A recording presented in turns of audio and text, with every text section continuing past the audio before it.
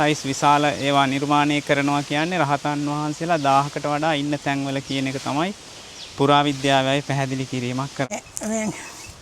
තිත්ත බින්දුවක්වත් නැහැ. ඒ තරම් තෙද පන්සලක් මේ අපේ පුරාණ විහාරස්ථානේ. ශ්‍රී නාගල රජමහා විහාරය.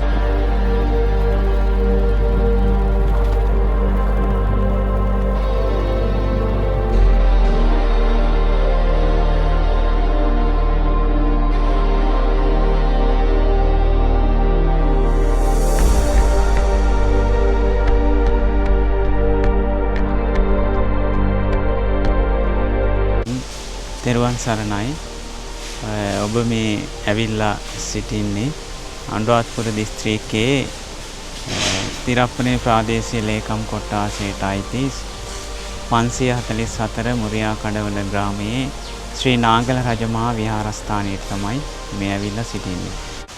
මේ ස්ථානයේ තියෙන මේ මුරගල් ගත්තාම මුල්ම යුගයේදී නිර්මාණය වුණු මුරගල්. එතකොට ඒ වගේ මේ පුන් කලසක් පමණයි තියෙන්නේ. එතකොට ඒ වගේම තමයි කොරවක් ගල් වල කිසිම මේ හැඩතලය පමණයි තියෙන්නේ. අද වර්තමාන වෙනකොට ඒව ලොකු සංවර්ධනයක් වෙලා තියෙනවා. සඳකඩ පහන් වල එහෙම නිකම්ම තමයි තියෙන්නේ. දැන් අර සඳකඩ පහන් අතන තියෙන එක ගත්තොත් ඒ සඳකඩ පහන ගෙවිලා තියෙනවා. මොකද අතීතයේ මෙම ස්ථානයේ මේ ඇතුළට වන්දනාමාන කරන්න ඇවිල්ලා තියෙන්නේ කකුල් හොදලා. ඒතකොට මේ වාගේ මේ ගල් වලින් හදපු මේ විශාල මේ සයිස් විශාල ඒවා නිර්මාණය කරනවා කියන්නේ රහතන් වහන්සේලා 1000කට වඩා ඉන්න තැන්වල කියන එක තමයි පුරාවිද්‍යාවයි පැහැදිලි කිරීමක් කරන්නේ. මේ සඳකඩ පහන ගෙවිලා තියෙනවා. ඒ තරම් මේක කට්ටිය සෝදලා ආවා කියන එක තමයි ඒකෙන් අදහස් වෙන්නේ. ඒ වගේම තමයි මෙතන තියෙන මේ විශාල කොහොඹ වෘක්ෂය ගත්තාම මේකේ කොළ තිත්ත නැහැ. මේ භූමියේ තියෙන අනිත් කොහොඹ ගස්වල කොළ තිත්තයි. ඉතින් ඒකත් විශේෂ සිදුවීමක් හැටියට තමයි අපි ඉතින් හිතන්නේ. ඒ වාගේ අතීතයේ ඊටාම සෞභාග්‍යමත් යුගයක් තිබිලා තියෙනවා. ඉතින් ඒක තමයි ඒ වගේ විදහා පෙන්වන්නේ.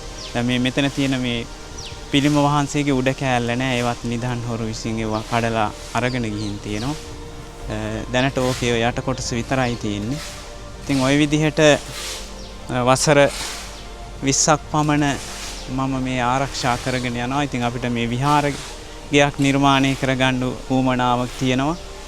එතකොට මේ විහාරයේ නිර්මාණය වෙනකොට පෞරාණික විදිහට තමයි මේ චෛත්‍යයට ගැලපෙන විදිහට තමයි මේ නිර්මාණය කරන්න වෙලා තියෙන්නේ. ඉතින් ඒකට පුළුවන් ආධාරයක් උපකාරයකුත් අපි මේ අවස්ථාවේදී මේ